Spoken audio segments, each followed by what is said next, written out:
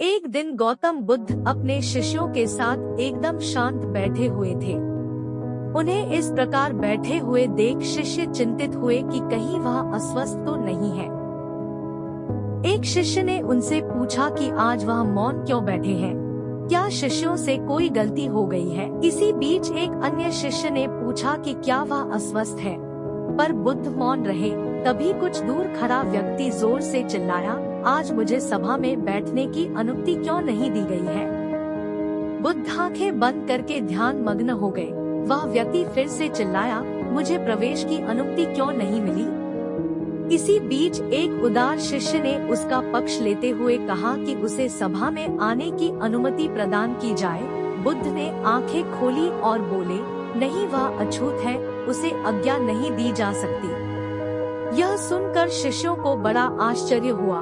बुद्ध उनके मन का भाव समझ गए और बोले, हाँ, वह अछूत है।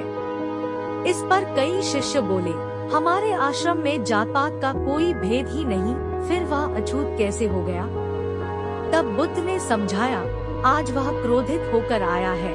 क्रोध से जीवन की एकाग्रता भंग होती है।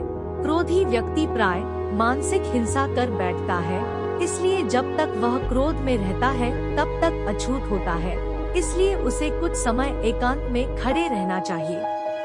क्रोधित शिष्य भी बुद्ध की बातें सुन रहा था। पश्चाताप की अग्नि में तपकर वह समझ चुका था कि अहिंसा ही मनुष्य का महान कर्तव्य व परम धर्म है। वह बुद्ध के चरणों में गिर पड़ा और कभी क्रोध न करने का प्रण लिया। शिक्षा आशय यह है कि क्रोध के कारण व्यक्ति अनर्थ कर बैठता है और पश्चाताप उसे बाद में होता है, जिसका कोई लाभ नहीं मिलता।